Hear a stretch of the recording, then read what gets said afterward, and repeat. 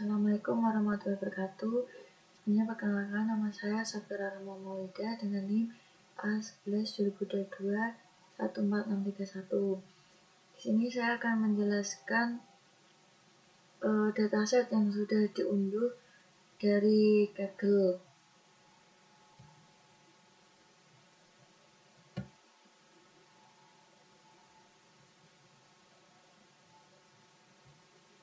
Nah, pada kali ini dataset yang diambil itu bertema diabetes health indicator dengan memiliki 253.680 record, 21 fitur, dan tidak ada missing values.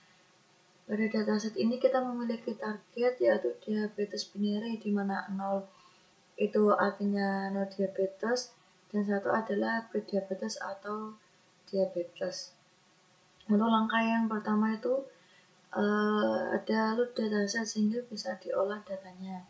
Dengan mengunduh dataset dari situs UC, kemudian diunggah ke Google Colab, dataset perlu diimport ke dalam Google Colab agar bisa diolah.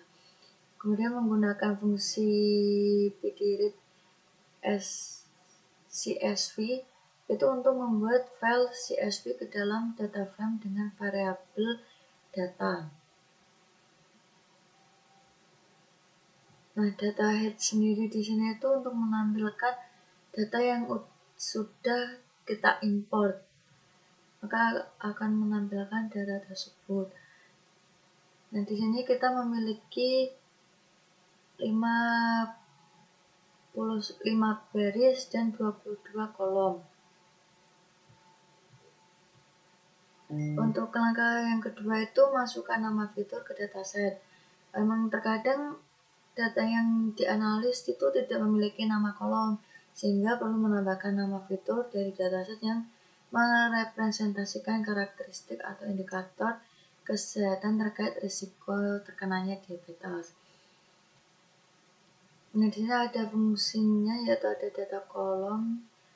Ini untuk input nama fiturnya. Dan di sini saya akan menjelaskan 5 fitur yang ada pada dataset ini. Yang satu itu diabetes binary, ini kan target yang kita tuju.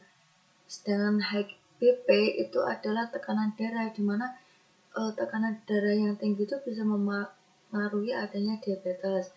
Yang kedua itu ada high chol, itu kolesterol yang tinggi, itu juga mempengaruhi adanya diabetes. Yang kemudian ada smoker, itu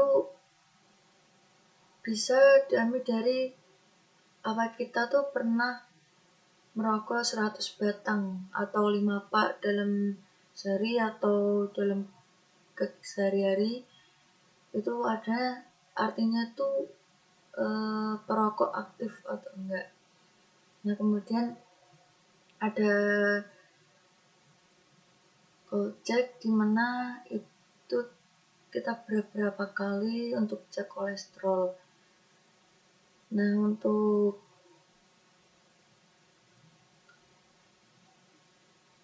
selanjutnya ada cek data yang kosong dan rubah data menjadi none. Pada situs UC yang telah dijelaskan bahwa tidak adanya missing values pada dataset ini.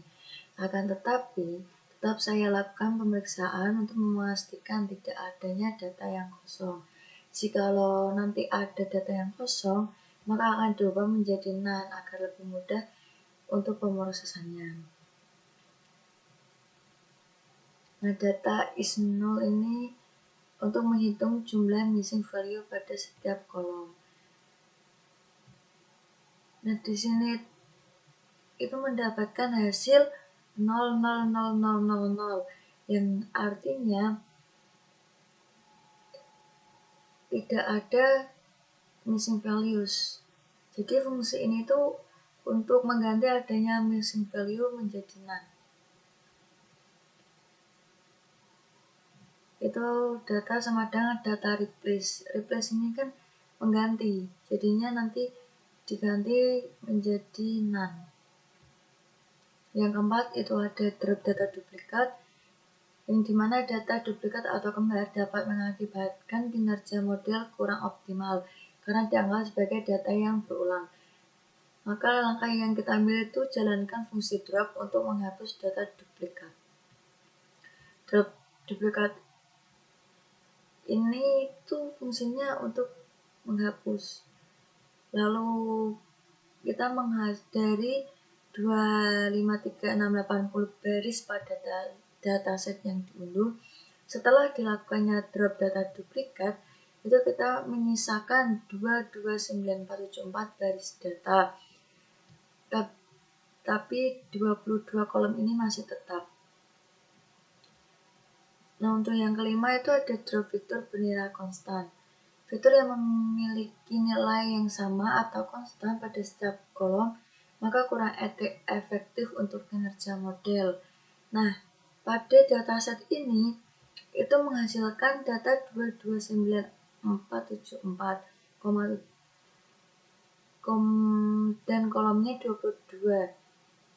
Maka bisa diambil kesimpulan bahwa tidak ada data konstan pada dataset ini setelah dilakukan drop fitur yang bernilai konstan, karena nilai tetap sama dengan sebelumnya. Karena pada visualisasikan 17 fitur dengan bar chart. Visualisasi membantu dalam memahami distribusi data untuk setiap fitur. Menggunakan bar chart memudahkan untuk melihat jumlah atau frekuensi nilai pada masing-masing fitur.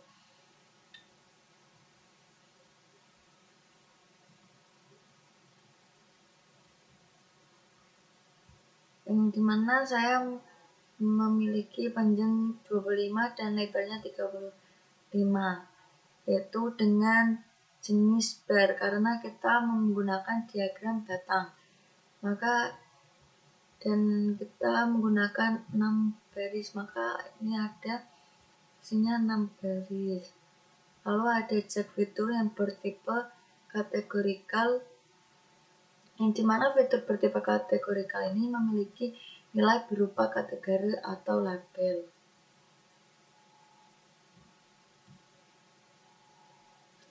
Nah, pada fitur ini kita menghasilkan list kosong.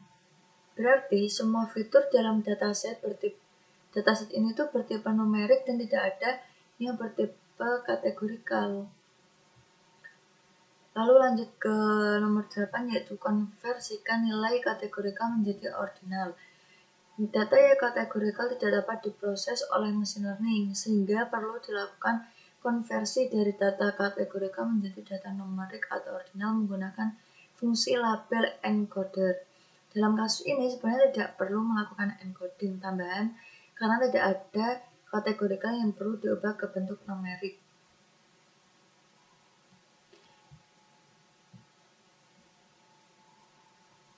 Lalu adalah cek korelasi. Analisis korelasi membantu untuk memahami hubungan antara fitur-fitur dengan target dalam data dapat mempengaruhi kinerja. Nah, ini dapat dilihat bahwa semakin ke atas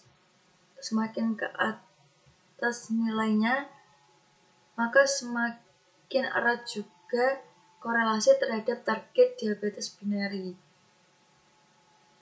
Karena income itu hasilnya min 0,1005, berarti income ini tidak terlalu berpengaruh pada penyakit diabetes. Akan tetapi pada gain health ini sangat mempengaruhi karena dia ada di atas. Untuk tekanan darah juga sama, dia mempengaruhi diabetes. Untuk nomor 10, bagi data menjadi training dan testing. Membagi data menjadi dua bagian, yaitu training dan testing, memungkinkan untuk melatih model pada sebagian data dan mengujinya pada data yang berbeda untuk mengukur kinerja model. Train test split ini membagi data menjadi 80 untuk pelatihan dan 20 untuk pengujian. Mengapa kita mengambil 80 untuk pelatihan dan 20 untuk pengujian? Karena lebih banyak melakukan pelatihan itu lebih bagus daripada lebih banyak melakukan pengujian. Nah, untuk nomor 11 adalah gunakan decision tree dan dapatkan parameter optimal. Maka jalankan tuning parameter menggunakan Grid Search CV untuk meningkatkan performa. Grid Search CV ini mencoba berbagai kombinasi parameter untuk menemukan konfigurasi terbaik.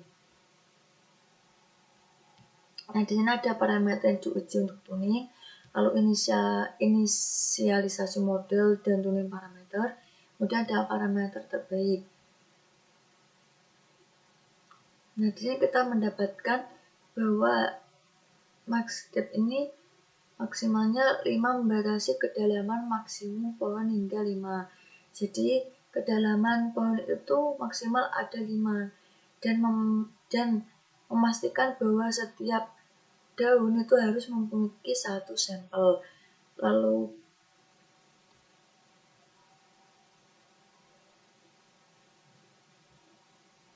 untuk min sample spread ada 2, berarti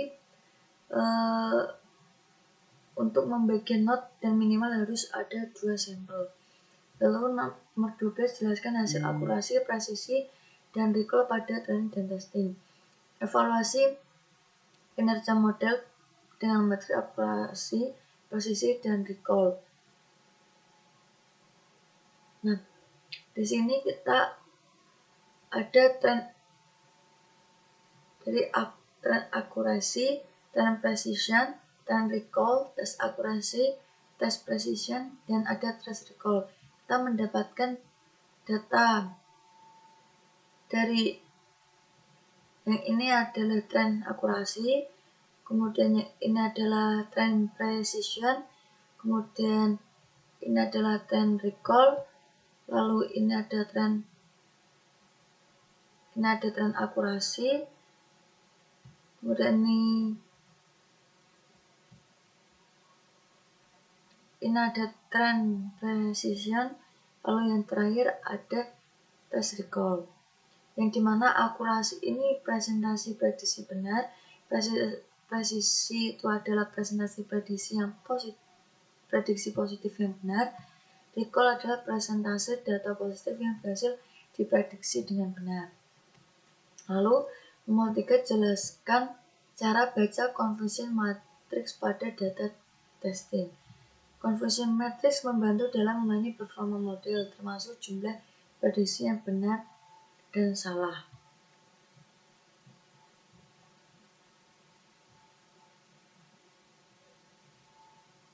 Nah, pada conversion matrix kali ini bisa diketahui bahwa diprediksi diabetes,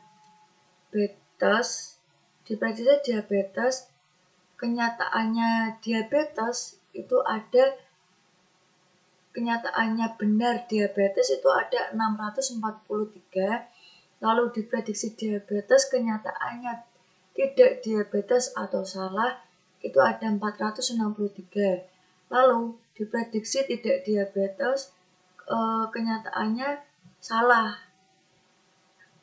yaitu 6439. Lalu diprediksi tidak diabetes benar itu ada 38350. Sekian presentasi dari saya. Apabila ada salah kata ataupun salah perilaku, saya mohon maaf sebesar-besarnya. Terima kasih. Wassalamualaikum warahmatullahi wabarakatuh.